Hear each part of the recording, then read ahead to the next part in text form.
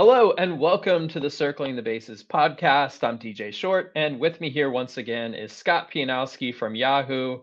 Scott, welcome back, man. We had Shelly pinch hitting for you on Monday. She did a great job, but good to see you. How was your vacation? It was excellent. The only downside is I think I brought home a sinus infection, but Oh, thank you to Austin for a wonderful, what was it, 5 days, I guess it was. A lot of great food, a lot of great golf, hung out with my dear friend David, and was a very, to be honest, was very passively engaged in sports. I didn't watch any of the NHL playoffs. I kept track of my baseball teams. Some leagues I made bids, some teams I didn't. So back in the swing of things, though, baseball never sleeps. So let's try to give the people some help today. yeah, we're live on Twitch this afternoon. So if you're checking out the show there, thank you very much. Also, a big thanks to those listening in podcast form or watching later on YouTube. This is our Wednesday show, which means that it's Waiver Wire Wednesday. Scott and I will each offer 5 recommendations ranging from more shallow leagues to deeper formats. So hopefully a little bit of something for everyone to take away from today's show. If you've listened to our Wednesday shows or watched our Wednesday shows so far, you know that we do our pitch clock, but we are also open to feedback, which we hope MLB is too, open to feedback and adjustments of the rules. So for this week, we are changing the pitch clock to 40 seconds to make it a little bit tougher to squeeze in your pitch. So we're going to give it a try this week, and we'll continue to listen to your feedback and adjust as needed. But today it's my turn on the clock. You are on the clock, and I get to decide who I want to hear you pitch. And we are a Pirates-friendly show. We've given a lot of Pirate recommendations. So I know Jack Sawinski is somebody on your list. Let's put you on the clock. You can sell us on Jack Sawinski.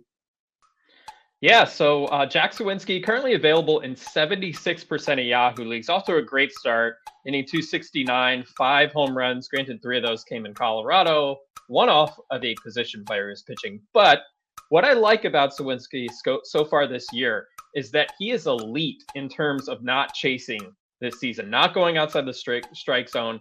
A big difference from last year. And then you look at the quality of contact, exit velocity, 90th percentile, hard hit percentage, 88th percentile, barrel percentage, 98th percentile. So more selectivity, hitting the ball extremely hard.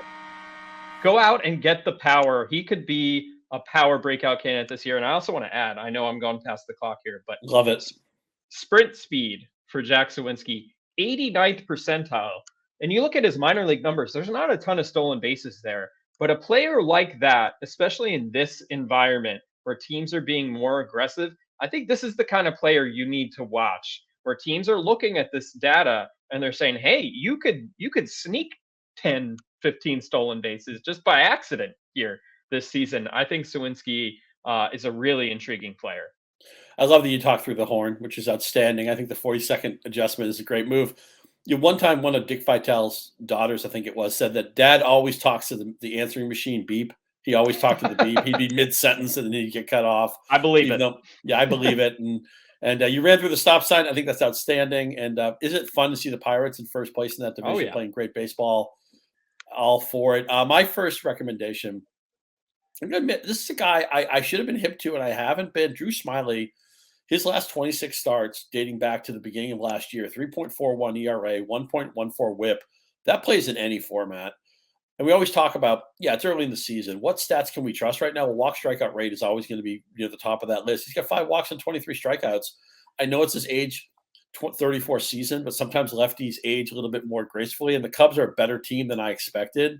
So Drew Smyly is under 50% rostered. I think he should be maybe around 70% rostered. Let's fix that. Yeah, he's also using a bit different shapes of his pitches than he has in the past.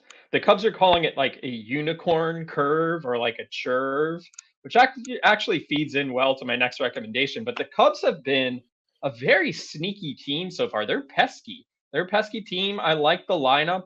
Justin Steele is emerging as maybe, I wouldn't say an ace necessarily, but who knows? I mean, he's showing frontline potential dating back to the All-Star break last year. The Cubs rotation has been a really pleasant surprise so far. We'll see if Jameson Taillon can get healthy and add to that mix, because I think he has quite a bit of upside as well.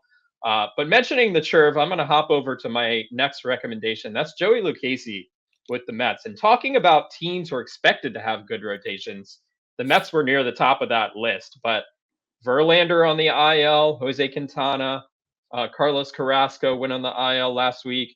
Max Scherzer suspended for the stickiness. And even before that, he didn't really look like himself. But Joey Lucchesi made his season debut last Friday against the Giants. It was actually his return from Tommy John surgery, and he looked awesome. Struck out 9 batters over 7 scoreless innings against the Giants. And Lucchesi's been relevant in fantasy leagues before. He's had these runs that he's gone on with this curve. Granted, he doesn't throw hard. I mean, in that start last Friday against the Giants, he barely broke 90. He's not going to overpower anybody. But can he keep teams off balance for a little while? I think he can. And at the very least, because we're not mentioning like Tanner Bybee in this episode, he's not one of our recommendations today. Obviously, go out and get Tanner Bybee. See what happens. You know what I mean? But Joey Lucchesi, I'm looking more short term. Verlander not back yet. Scherzer still suspended, although he'll be back this weekend. But David Peterson really struggling too. Lucchesi gets the Nationals on Thursday, and that's a gimme matchup. Like, just stream him, see what happens. I'm not necessarily expecting to keep Lucchesi all season, but he could hold down a spot in this rotation for a little bit. So I think he makes sense as a short-term ad. Totally agree. And anytime you see a big strikeout game, you almost have to follow it and see if anything comes to it. It really plays nice with the schedule, as you mentioned, getting Washington on Thursday. My next pickup be another case of following the strikeouts. Matt Strahm, 27 strikeouts in 18 innings. Anybody who's doing that, you got to grab him. I know he doesn't have elite control, but he's only walking 3.5 batters per 9. We can live with that. His fastball, curveball, and slider all grayed out as plus pitches. And he also, a lot of times we like to talk about hacks, fantasy little tips, and shortcuts you can take. Strahm also qualifies at relief pitcher in Yahoo, and that's really advantageous in, like, say, some head-to-head formats. If you're just going to go for the max amount of starts, maybe you punted saves, you can slide Strahm into that RP slot. So that's just a little bit of a hack that will apply in some leagues, maybe not in others. But mostly I'm excited about the strikeouts tied to a Phillies team that probably is going to win around 90 ball games. Count me in on Matt Strahm. So I wanted to mention here, the Yankees and the Twins are playing currently. The Yankees are up big.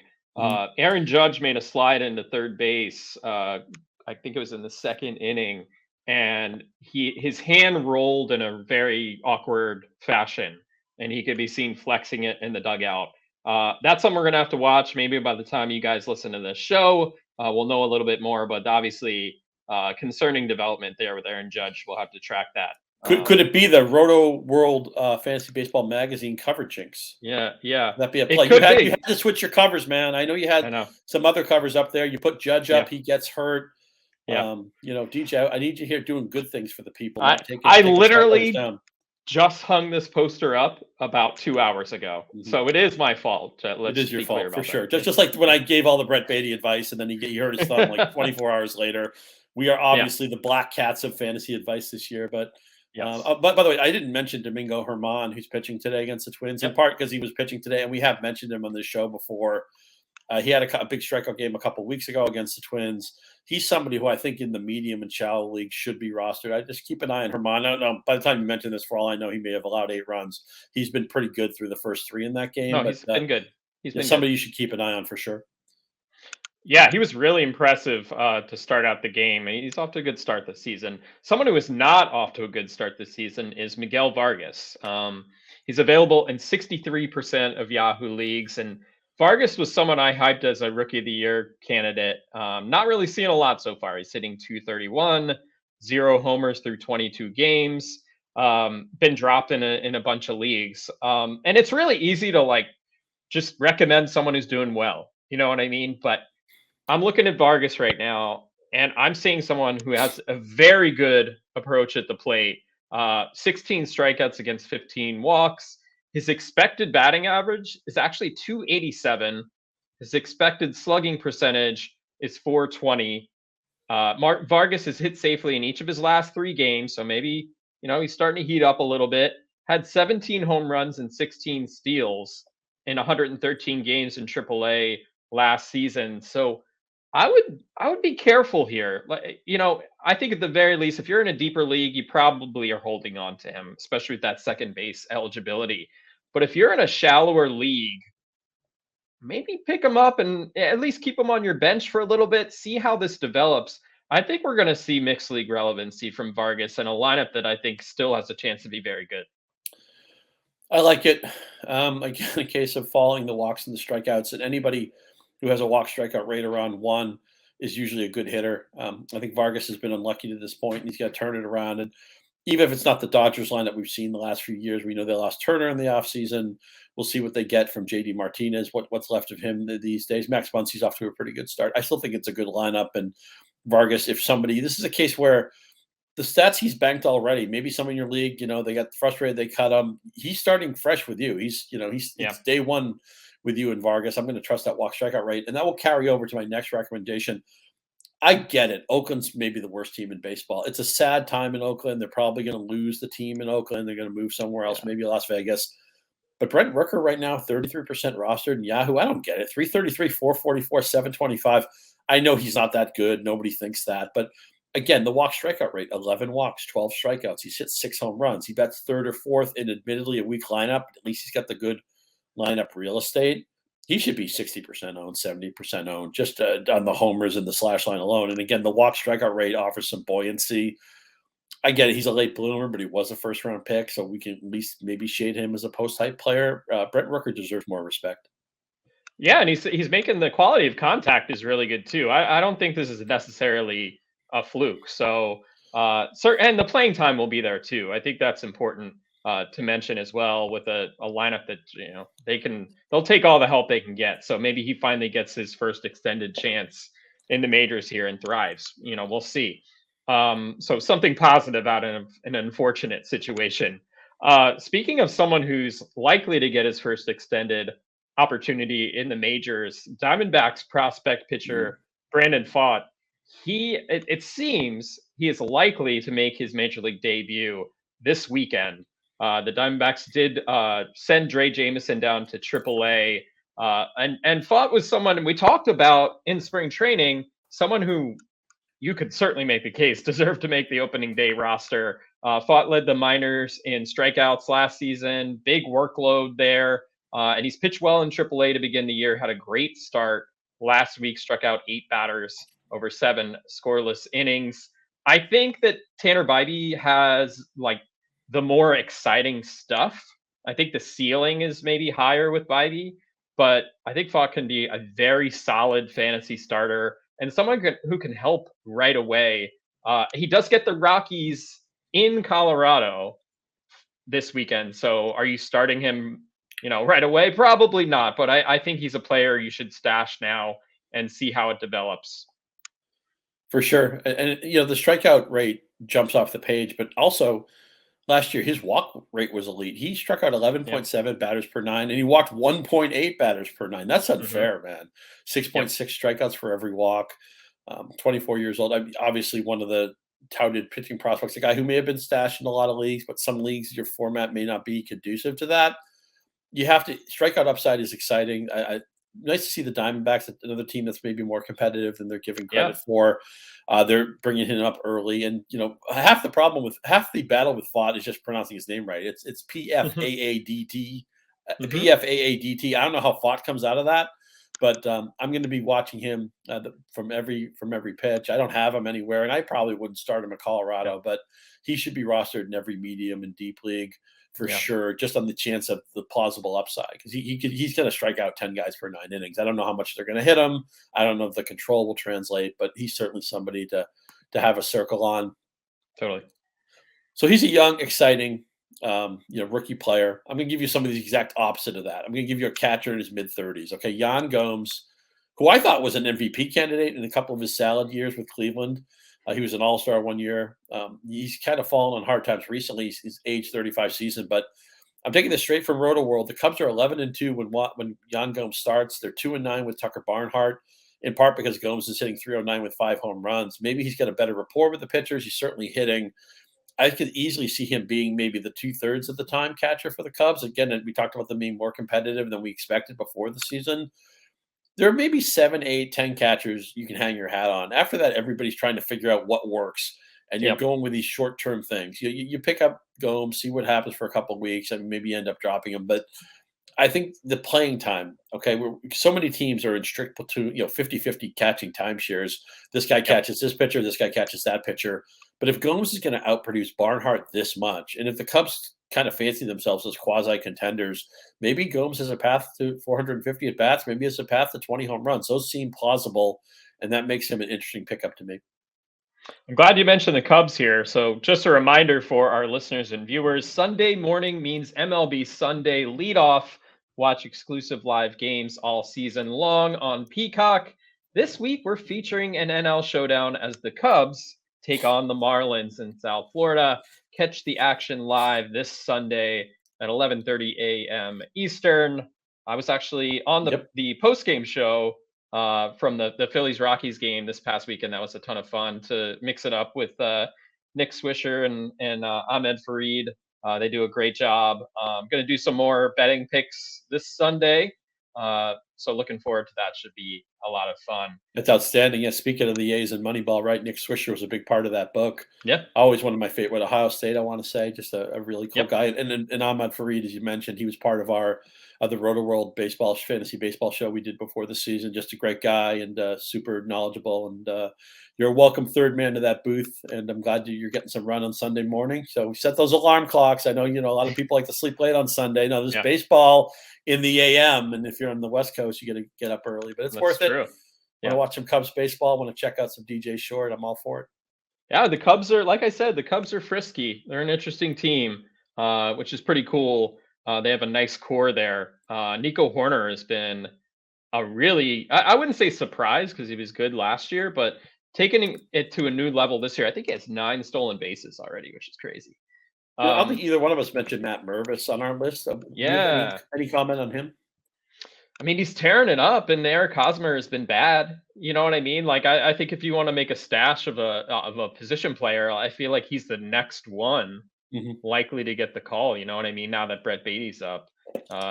So yeah, I know he was added. I know he was added in the Friends and Family League. I think Gray from Raspal scooped him up, and I always say that. What do you think you should do? One thing you should do in fantasy is cheat. When you see a good manager like Gray pick up somebody ahead of time, you're like, Andy Behrens wrote about Matt Mervis. It's probably go time for Matt Mervis in a lot of leagues. Yep. So I'm going to recommend a closing option here. Will Smith with the Rangers. So as of Wednesday morning, Will Smith was available in 72% of Yahoo leagues. Smith is off to a great start this year. 2.16 ERA through 9 appearances, 10 strikeouts, 3 walks. Has 2 saves, including the most recent one for the Rangers. Jose Leclerc has a 0 ERA, but to me, that's very deceptive. It's been very shaky. Walked 7 batters in 8 2/3 innings, including 3 on Monday against the Reds, which actually set Will Smith up to lose the game, but I wouldn't really blame it on Smith. Leclerc's velocity is way down so far this year, 94.1 miles per hour on the 4-seamer versus 96.5 last year. So that's a big red flag to me. The Rangers aren't messing around. They're looking to compete this year. So I don't think that Leclerc has anything close to a stranglehold on this job. And if you had to back anyone in this bullpen, it's Will Smith. Look at his Baseball Savant page. It is just full of red. Usually that's a really good sign. I think you should snag Smith where you can. Totally agree. No manager is going to live with Leclerc's wildness in the 9th inning. It's just give him a heart attack. The walk rate over 20% doesn't fly. The walk strikeout rate is almost even. We like that for a hitter. We hate it for a pitcher. You can't live that way. His expected ERA, Leclerc's, is over 3, despite an ERA of 0. So what's going to happen when he actually starts allowing runs? The expected ERA will probably be like 4 or 5. But yeah, you got to be proactive in a lot of leagues and get before it's obvious to everybody that Smith this is the time to get him now. When you get him for a 0 bid or you get him for a pickup, whoever's the worst player in your roster, and you don't have to fight the rest of the room for him. Right. Let's be proactive on those save pickups. The last guy I'm going to recommend here is a player who doesn't offer a lot of category juice. He doesn't have a lot of power. He'll steal the occasional base, and those can be hard players to roster. But Mauricio Dubon has been the leadoff batter for the Astros, I think 10 straight games. He scored a run in his last 8 games. Collectively, he has 11 runs over that period. He won't bat leadoff all season. Eventually, Altuve will come back. But as long as he's batting leadoff in a good lineup, right? He's got Bregman behind him. He's got Alvarez behind him. He's got Tucker behind him, Jose Abreu. It's still, maybe the Astros lineup doesn't go deep 1-9, but 1-6 or 1-7, it's still awfully good. So anybody who's going to bat leadoff for them, and I was interested in Chas McCormick before he got hurt. He's out of the mix now.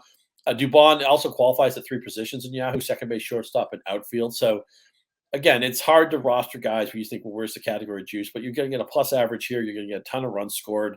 A lot of times when I'm looking for free agent pickups, I'm looking for who's scoring runs, who's got the good lineup real estate. Dubon has that right now. I'm not saying he's going to help you all season, but I think he's a good pickup until Jose Altuve comes back. Yeah, it's sitting atop that lineup, which, they're not firing on all cylinders right now, but it's still a good place to be.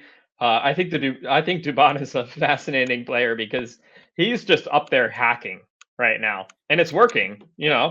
So fine. Ride the hot hand here. I don't think there's going to be a ton of power or speed, but volume at the top. I mean, that's always a great thing. Quick reminder here. Download the Roto-World app to receive breaking player news all season long. Stay ahead of the competition by favoriting players on your roster. Get the latest injury updates, player news, and much more delivered right to your phone. It's available in your app store today. Definitely go check that out. So NFL draft coming up on Thursday night. Very excited about that. Always a fun spectacle. Should be plenty of interesting storylines coming out of that. So I wanted to surprise you for a second here, Scott, and do our own draft. I know you're a huge music fan, so I figured you'd be down for this. Let's quickly draft our favorite album covers. What do you think about this? I love it. Okay. I'm going to let you take a second and think about it, and then you will get the first pick. We will each pick. How about we each pick 3? What do you think? 3, 4, doesn't matter to me. Yeah, why don't we each pick 3? Yeah, I wanted to do some kind of fun draft because I think in the past you and I did a Radiohead favorite songs draft. Is that right? I think we did something like we did. I'm all for Radiohead. Yeah. So yeah, take a second to think about it because I know I caught you off guard here, but I think it would be fun. To do this. I want to give you the number 1 overall pick, Scott. Yeah, we should do this periodically. This was a big part of when I had the fantasy baseball podcast on Yahoo. We ended it with drafts, and sometimes we drafted really silly things. Andy Behrens and I drafted letters of the alphabet. Fred Zinke and I drafted our favorite Freds. We deemed Zinke ineligible, but that was fun. I'm going to start with Abbey Road, which is my favorite Beatles album. And my dog is actually named Abby, and it's Abbey in reference to Abbey Road. The Beatles album covers are great. I mean, Revolver's a great album cover. Rubber Soul's a great album cover. Obviously, Sgt. Pepper is a famous album cover. The White Album, there's nothing on that album, as they tell us in Spinal Tap. But Abbey Road is my favorite Beatles album. It's a timeless cover. I'm going to start with that. All right. So for me, when I think of iconic album covers, and I think of just albums that stood out to me in kind of my formative years, I would have to say the debut album from the Ramones. It's just 4 dudes standing there with that iconic type font of the white, and then it's a black and white cover of just these 4 skinny guys in jeans and leather jackets. It's so simple but so timeless. And yeah, it stands the test of time, and it's something that has been copied again and again in rock music. But that debut from the Ramones is my pick. A great pick, a classic pick. Can't go wrong with that. My second choice, I'm going to pick. I'm going to cheat a little bit. I'm going to pick the cover of Rumors, but by Fleetwood Mac. But I tie that into the Rolling Stone cover of the band all in bed together. Rumors is a great example of the most powerful creative muse is emotional pain. And Rumors was an album where 2 longtime relationships in the band were dissolving. And basically Lindsey Buckingham and Stevie Nicks couldn't handle each other anymore. And the McVies were in the process of divorcing. And yet they recorded an album during it. And it was a fabulous album. And, I don't know if all of our listeners understand just how cool it was going to record stores and thumbing through the albums. You know, you would just go there to hang out. You'd go there sometimes to meet people.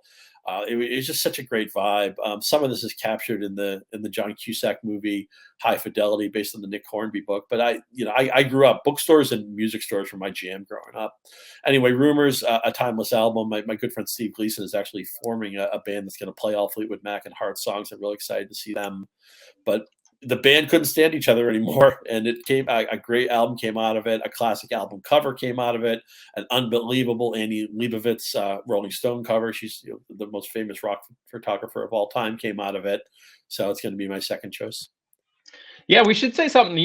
There is something to be said for having a physical product, and I think these days, everything's on Spotify. It's digital. A la carte, right? Nobody cares like what order the songs are in anymore. It's, the two great Fleetwood Mac albums, Fleetwood Mac and then Rumors. The first song on the first album was Monday Morning, and the first song on the second album was Secondhand News. I can't imagine any other song being first. Right. REM's one of my all-time favorite bands. The sequencing mattered to them. Now it's like, okay, well, I like this song. I don't like that song. I like this song. I don't like that song. There's no turning over the album anymore. There's no side one. There's no side two. And in a lot of ways, it's great, DJ. If you recommend a song to me, I can play it in 3 seconds. I can find it immediately on Spotify or on YouTube or whatever. I don't have to buy anything anymore. I just pay for a subscription. That's great. But I think you've lost the idea of the album in your hands, something tangible, the liner notes. I think something, as we mentioned, the artwork is just, it was a huge part of it. I still have, in my family's old house, which we're in the process of selling, I still have a bunch of albums in the attic that I got to go claim before we give up the house. But it's different now. In a lot of ways, it's better. But in some ways, I pine for what we don't have anymore. Yeah. Next up for me, speaking of artwork, Andy Warhol, the cover of Velvet Underground and Nico, just very simple. Has the banana. They peel the banana on the cover. The pop art of Andy Warhol, of course. But the album's great too. But when you're thinking about iconic album covers, like that's got to be a top 10 right there with anything the Beatles put out. So that's my second choice. I'm just gonna, because these drafts are silly, I'm just gonna be completely silly with my third pick, and I'm gonna take the Black Album by Spinal Tap. I guess it was Smell the Glove, where they had a very risque cover. And it's of course the mockumentary movie that Rob Reiner made. They had a cover that had a risque cover. They got banned. So they said, well, just what about the White Album? There's nothing on that album. So they come up with an album that's totally black.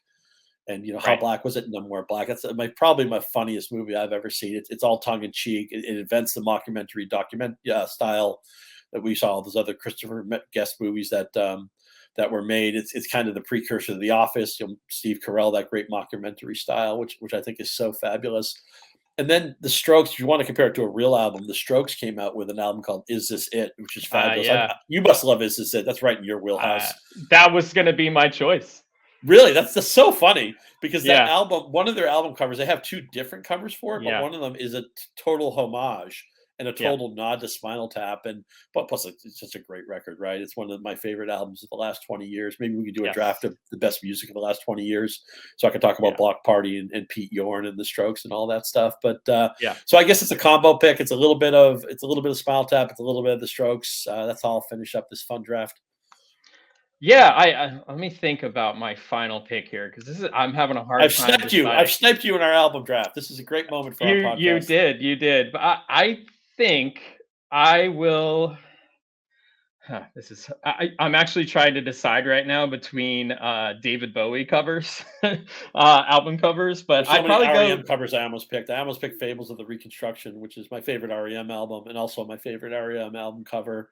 I mean, there's so many I like. The Aladdin Sane. I like David Bowie and Ziggy Stardust. Like just so creative and really for years. I mean, you could go on and on, 20 years worth of really creative album covers. I almost picked the Clash, London Calling, the great photo of the guitarist just smashing his guitar into the ground. Cover. That's a great cover. And the Clash one, the font from that is from an Elvis Presley album, right? That's right. So many Rolling Stone covers I could have picked too. Exile on Main Street is classic. Sticky Fingers. You want to go back to Warhol. That's fantastic. And what a ridiculous amount of great music they put out. That great 10 cover, right, of Pearl Jam, who I love that their original name was Mookie Blaylock. Wouldn't it be cool if they were still Mookie Blaylock? But who wore number 10, by the way. A shout out to John Greco, my good friend, who's seen Pearl Jam like 150 times, it feels like. But a lot of U2 covers are great. Joshua Tree's a great cover. Oh, yeah. Iconic for sure. Boxing Baby, great cover. Yeah. Love it. Love it. We'll have to do more of these in the future, but I want us just to do a quick draft since drafts are on everybody's mind right now. So thanks for Did you actually pick somebody? Who was your final pick? I picked a David Bowie cover. You know what? I'm gonna go with David Bowie and Ziggy Stardust, where he just had the best song of the 70s is in my mind is Ziggy Stardust. Every garage band should cover Ziggy Stardust. Yeah.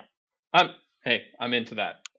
Nothing wrong with that. But yeah, I know it caught you off guard, but hey, I figured you wouldn't mind. I welcome it, man. My favorite part of any podcast is when we go off subject.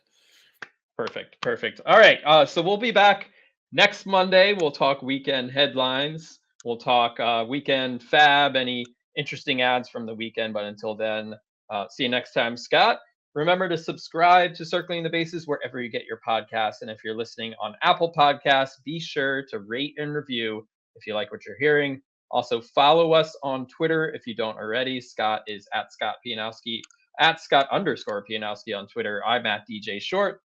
Take care, everyone. We'll see you next time.